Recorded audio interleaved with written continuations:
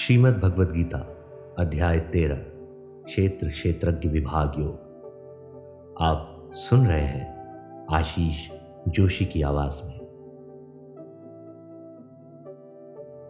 श्री भगवान बोलते हैं, हे अर्जुन, यह शरीर क्षेत्र इस नाम से कहा जाता है और इसको जो जानता है उसे क्षेत्रज्ञ इस नाम से तत्व को जानने वाले ज्ञानी जन कहते हैं। हे भरत वंशोद्भव अर्जुन, तू संपूर्ण क्षेत्रों में क्षेत्रज्ञ मेरे को ही समझ, और क्षेत्र क्षेत्रज्ञ का जो ज्ञान है वही मेरे मत में ज्ञान है।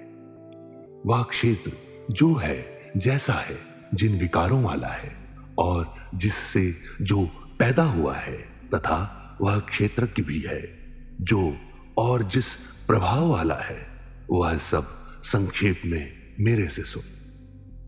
ऋषियों के द्वारा बहुत विस्तार से कहा गया है तथा वेदों की ऋचाओं द्वारा बहुत प्रकार से कहा गया है, और युक्त युक्त एवं निश्चित किए हुए ब्रह्म सूत्र के पदों द्वारा भी कहा गया है।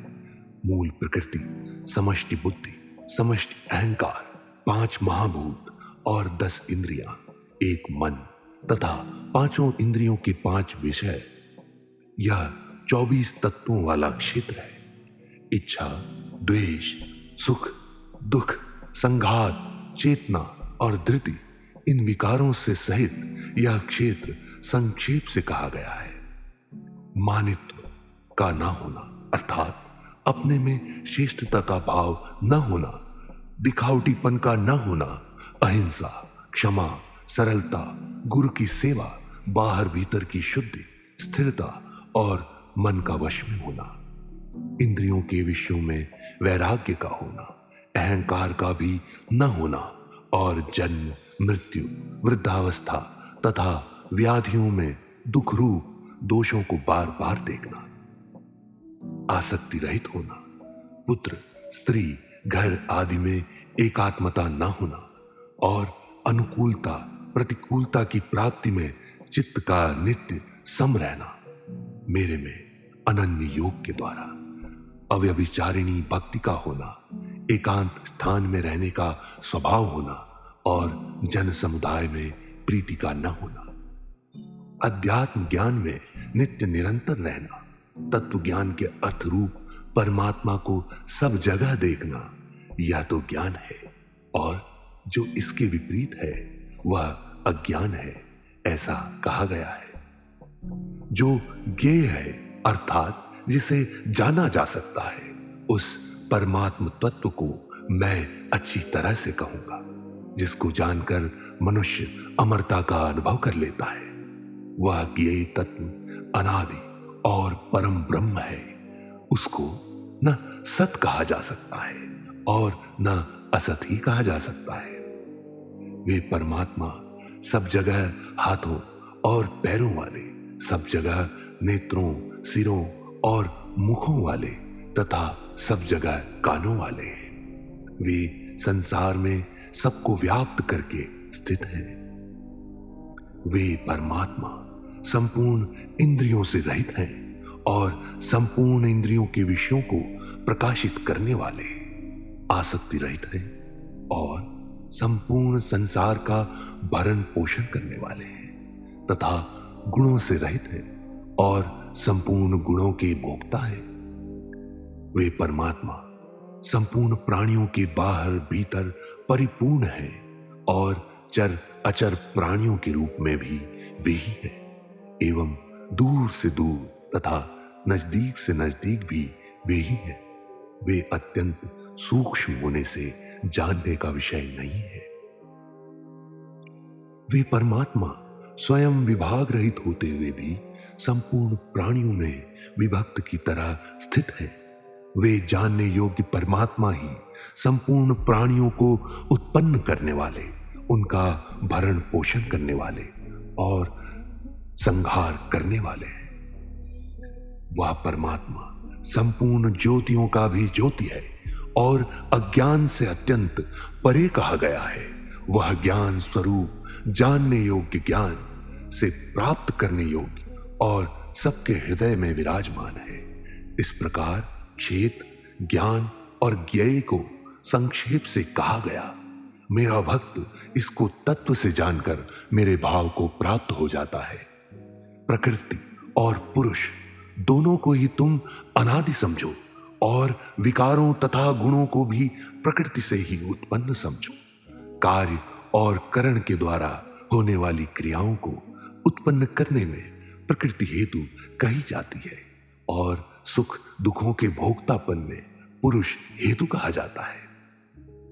प्रकृति में स्थित पुरुष ही प्रकृतिजन्य गुणों का भोक्ता बनता है और गुणों का संग ही उसके ऊंच नीच योनियों में जन्म लेने का कारण बनता है।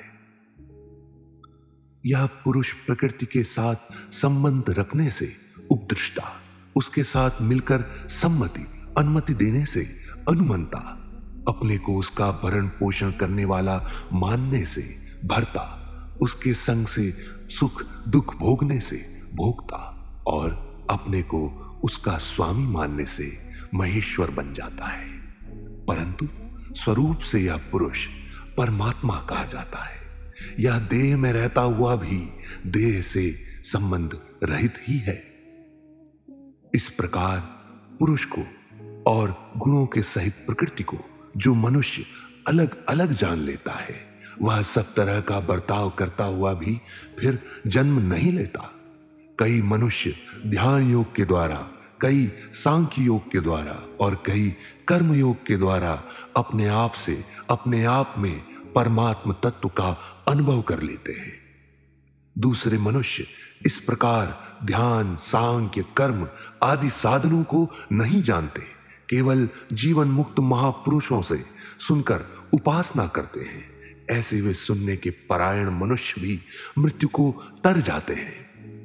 हे भरतवंशियों में श्रेष्ठ अर्जुन, स्थावर और जंगम जितने भी प्राणी पैदा होते हैं, उनको तुम क्षेत्र और क्षेत्रज्ञ के संयोग से उत्पन्न हुए समझो। जो नष्ट होते हुए भी संपूर्ण प्राणियों में परमात्मा को नाश रहित और समरूप से स्थित देखता है, वही वास्तव में सही देखता है। क्योंकि सब जगह समरूप से स्थित ईश्वर को समरूप से देखने वाला मनुष्य अपने आप से अपनी हिंसा नहीं करता, इसलिए वह परम गति को प्राप्त हो जाता है। जो संपूर्ण क्रियाओं को सब प्रकार से प्रकृति द्वारा ही की जाती हुई देखता है और अपने आप को अकर्ता देखता है, अनुभव करता है, वही यथार्थ को देखता है। जिस काल में साधक प्राणियों के अलग अलग भावों को एक प्रकृति में ही स्थित देखता है और प्रकृति से ही उन सब का विस्तार देखता है, उस काल में वह ब्रह्म को प्राप्त हो जाता है। हे कुंती नंदन, यह पुरुष स्वयं अनादि और गुणों से रहित होने से अविनाशी परमात्म स्वरूप ही है। यह शरीर में रहता हुआ भी न करता है और न लिप्त होता है। जैसे सब जगह व्याप्त आकाश अत्यंत सूक्ष्म होने से भी कहीं लिप्त नहीं होता, ऐसे ही सब जगह परिपूर्ण आत्मा किसी भी देह में लिप्त नहीं होता है। हे भरत वंशोद्भव अर्जुन, जैसे एक ही सूर्य संपूर्ण संसार को प्रकाशित करता है, ऐसे ही क्षेत्री संपूर्ण क्षेत्र को प्रकाशित करता है। इस प्रकार जो ज्ञान रूपी नेत्र से क्षेत्र और क्षेत्रज्ञ के अंतर विभाग को तथा कार्य कारण सहित प्रकृति से स्वयं को अलग जानते हैं, वे परमात्मा को प्राप्त हो जाते हैं।